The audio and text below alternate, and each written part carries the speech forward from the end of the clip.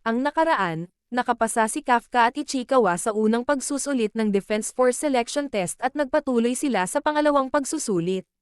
Dito ay nakilala nila si Kakoru Shinomiya. Mag-uumpisa ang ating episode 3 sa pagbuhat ni Kafka sa kanilang van at iniayos ito. Nabigla si Kakoru sa pag-aakalang may special suit din ito. Pinakilala niya ang kanyang sarili bilang Kafka Habino, examinee number 2032. Nagulat naman si Kafka nang mabilis na nagpark ang butler sa parking nila.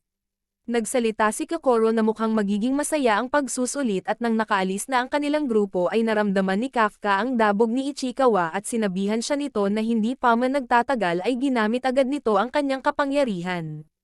Nagpalusot naman agad siya na hindi ba maganda na nagamit niya ang parte ng kanyang katawan na hindi naman nakita ng babae. Sinigawan siya nito na hindi yun ang problema.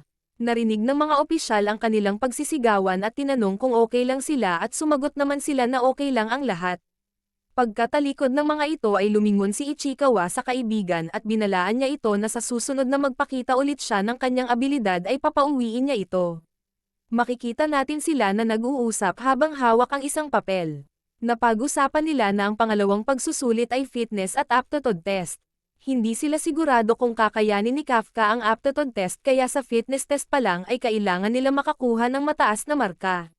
Nagulat si Kafka sa nangyayari dahil pinapanatili niya ang kanyang sarili sa pagsasanay ng wala sa ugali at gumagawa siya ng matinding pisikal na trabaho araw-araw ngunit bakit hindi na siya makasabay.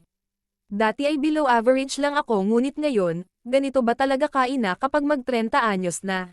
Nainis siya sa kanyang sarili dahil hindi na makagalaw ang kanyang katawan.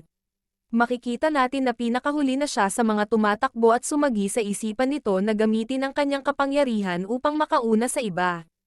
Pinakita ang dalawang papel na resulta at panglima si Kakoru Shinomiya sa 225 na aplikante samantalang siya ay pang 219.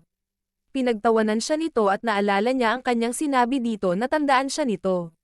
Sa kahihiyan, umiyak-iyak ito at sinabihan si Kakoru na kalimutan na niya ang kanyang pangalan at naglakad na ito palayo. Samantala, makikita natin na inabot ni Vice Captain Soshiro ang mga papel ng aplikante kay Kapitan Mina. Binanggit nito na maraming interesanteng aplikante ngayon at tinanong kung interesado ba siyang makinig. Nakita ni Mina ang larawan ng dating kaibigan at sumagot siya na makikinig siya habang nagtatrabaho at nagtaka ang bise-kapitan. Nilapitan ni Ichikawa si Kafka at natuwa sa ginawa nito dahil hindi niya ginamit ang kanyang kaiju power. Tumayo siya at nagsalita na nagsisikap ang lahat para makapasa kaya hindi siya magiging patas kung gagamitin niya ang kanyang kapangyarihan. Mabilis na nagbago ang ekspresyon nito at sinabing akala niya ay magiging cool siya kapag sinabi niya ito ngunit nagsisisi siya kung bakit hindi niya ginamit ang kanyang kapangyarihan. Pagkatapos ay makikita natin silang dalawa na kinikilala ang mga interesanteng kalahok. Una na dito ay si Iharo Furuhashi, pang-3 sa fitness exam rank. Aoi Kaguragi, pang-1 sa rank, Haruichi Azumo, pang-2 sa rank.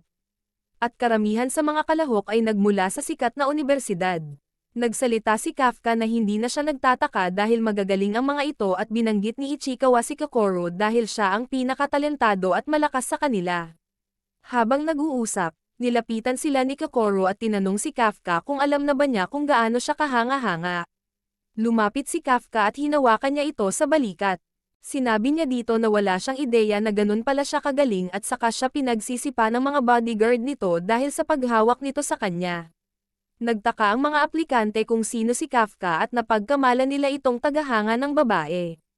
Kinutya siya ulit ni Kakoru at sa pag-alis nito, nilapitan siya ni Ichikawa at sinabing may pag-asa pa siyang makapasa dahil ang susunod na pagsusulit ay tungkol sa pagtapon ng katawan ng kaiju. Pinaliwanag nito na gusto nilang maalam sila tungkol sa mga kaiju at kung kaya ba nilang makipagtrabaho bilang grupo at sinabi na yun ang dahilan kung bakit niya piniling magtrabaho sa kanilang kumpanya. Nagkasundo sila na ibibigay na nila ang lahat ng kanilang makakaya sa susunod na exam. Pagdating sa Area 2, nagpakilala si Vice Captain Hoshina ng 3rd Division sa mga aplikante. Pinaliwanag nito na dito gaganapin ang kanilang aptitude test at ang kanilang misyon ay hanapin ang mga kaiju at sa isip ni Kafka ay magtatapon lang sila ng mga katawan ng halimaw ngunit laking gulat nila nang makakita sila ng mga buhay na kaiju at sinabi ng bise-kapitan na sila ang mag-neutralize sa mga ito. Tumakbo papalapit sa kanila ang isa at mabilis na lumabas ang harang. Habang nakatingin lang ang mga kalahok sa halimaw, si Kafka naman ay napaupo sa pagkabigla. Napansin siya ni Kokoro at tumawa ito. Dali-dali niyang nilapitan si Ichikawa at tinanong kung nasaan ang sinasabi nitong pagtapon ng katawan.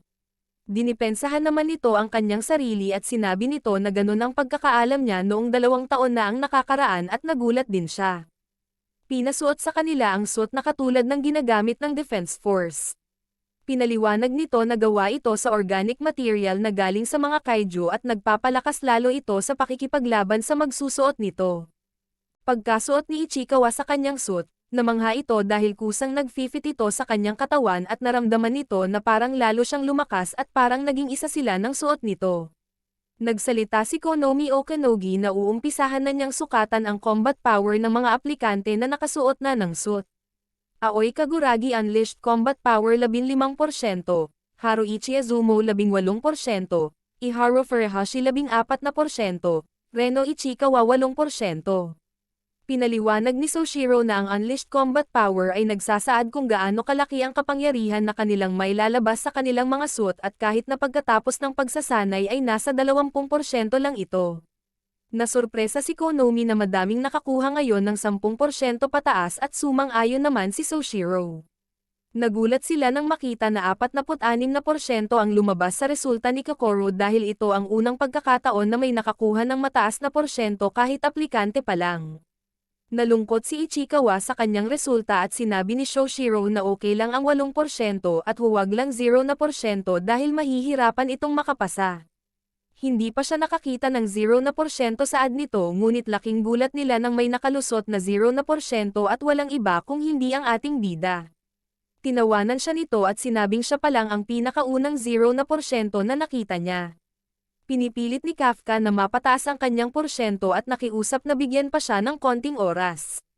Tuwang-tuwa naman si Soshiro sa nakikita nito at sinabi nito na hindi ito makukuha sa pagpiga. Nainis si Kokoro sa bida at gusto nitong ipakita na ni Kafka ang nakita nito sa parking lot. Sa isip naman ni Kafka, tinanong ang sarili kung anong mali sa kanya at naisip na kailangan niyang alamin ito bago matapos ang pagsusulit. Pumasok si Soshiro at sinabing umpisahan na nila ang huling pagsusulit at nagseryoso ito. Pagkatapos ay pinakita ang training ground at pinaliwanag nito na naglagay sila ng Hanjo at 36 na Yojo bilang kanilang mga target. Kung makikita na sila ay nasa panganib, bubuksan nila ang shield na nasa kanilang suit ngunit dapat nilang malaman na ang ibig sabihin nito ay bagsak na sila sa pagsusulit at nagsitakbo na sila. Nagulat si Iharu nang makita niya si Kokoro na tumakbo sa bilis sa pader at napatay agad niya ang isang Yojo. Pagkatapos ay inasinta agad nito ang isa pa at napabagsak niya ulit ito. Namangha ang mga nakakita sa kanya. Samantala, makikita natin si Kafka na hirap sa pagbuhat sa kanyang baril dahil nabibigatan ito at sinabing hindi alam ito ni Ichikawa dahil ang 0% lang ang nakakaramdam nito. Nainis naman ito sa kanya dahil parang proud pa ito. Nagsalita si Soshiro na nandoon si Kapitan Mina Ashiro upang manood sa kanila at gawin nila ang kanilang makakaya upang mapabilib ito. Bumalik sa alaala ni Kafka ang kabataan nila at napag-isip-isip nito na wala naman may pakialam kahit 0 siya. Pinakalma niya ang kanyang sarili at inisip na ito na ang kanyang huling tsansa. Nag-isip sila ng paraan upang makapasa at napagpasyahan nila na dahil kulang sila sa kakayahan ay tutulong sila sa iba upang makapatay ng mga kaiju. Binitawan ni Kafka ang malaking baril at nagpalit ng mas maliit. Nilapitan nila ang mga kasamahan nila at napansin ni Kafka ang kaiju na kanilang kinakalaban. Naalala niya na isa ito sa mga dati nilang trinabaho. Wala itong paningin ngunit may malakas itong pandinig at kapag nabingi mo sila ay madali lang silang mapatay, saad nito. Lumabas siya sa kanyang pinagtataguan at naghagis ng tila isang granada sa halimaw. Sumigaw ang halimaw at tila nasaktan ito. Tinawag ni Kafka ang mga kasamahan nila at tinuro ang tiyan nito. Sinabihan niya ang mga ito na sa tiyan nila ito barilin. Pagbaril nila dito sa tiyan ay agad sumabog ang halimaw. Salamat Shinomiya Groupie, saad ni Azumo. Sumagot naman sina Kafka na mali ang inaakala nito at nagpatuloy na sila sa pagtakbo. Sa kabilang banda ay nakita ito ni Mina at Soshiro, habang tumatakbo. Nagsalita si Ichikawa na nagawa nila at sumagot naman ito na salamat sa mga hindi nila mabilang na paglilinis sa katawan ng kaiju. Nabuhayan ng loob si Kafka at sinabi sa kanyang sarili na kaya niyang makapasa ng hindi ginagamit ang kanyang kaiju power at aayusin na niya ang mga dati niyang pagkakamali. Sa pagsasalita ni Ichikawa, nagulat silang parehas nang may isang kaiju ang lumitaw at sinunggaban si Kafka. Nahuli siya nito at samuka siya ng dugo. Nagpagulong-gulong siya at tumalsik sa pader. Nag-alarm ang computer ni Konomi na madaming pinsalang natamo si number 2032 at hindi na niya kayang makipaglaban. Sinabihan siya ni Shizuru na ay handa ang remote shield. Nang papalapit na ang halimaw ay naisip ni Kafka na ay a-activate nila ang shield nito, ngunit kapag ginawa nila ito, ibig sabihin ay hindi na siya pasado. Nang hinayang si Shizuru sa kanya dahil nakakatawa ito, ngunit wala na siyang magagawa. Samantala, pinilit ni Kafka na tumayo at nang kakainin na siya ng halimaw ay may bumaril dito. Nagulat si Kafka at biglang nagpakita si Kokoro.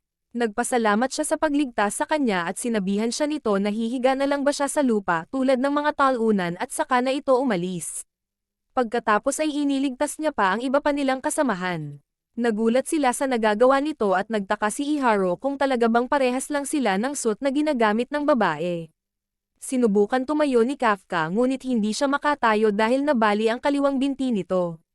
Narinig niya ang boses ni Shizuru at sinabi nitong may mga mali sa kanyang vitals. Sinabi nitong maaring nagtamo siya ng multiple fractures at maaring organ damage at sinabihan siya nito na sumuko na. Nagtanong si Kafka sa sarili na kailangan na ba niya talagang sumuko at umisip siya na maaring may iba pang paraan at sumagi sa isipan nito ang 0% combat power nito. Napagtanto niyang hindi na niya makakasamang makipaglaban si Mina at bakit lagi na lang ang mga may talento ang nakakapasa. Hinawakan nito ang kanyang binti at nagsalita na siya ang magpapasya kung sisuko na ba siya o hindi. Masyado na ako matanda para mangarap ulit, saad nito. Nalungkot naman si Ichikawa sa kanyang nakikita. Sinabi pa nito sa kanyang sarili na alam niyang mukha na siyang tanga ngunit nagpasya na siyang itataya na niya ang buong buhay niya sa puntong ito para makamit ang kanyang pangarap. Dahan-dahan siyang tumayo at nagulat ang nasa operation room nang nagkaroon ng 0.01% sa combat power nito. Sumigaw siya na hindi na siya susuko kahit anong mangyari, habang nanonood ang dating kaibigan. At dito nagtatapos ang episode 3.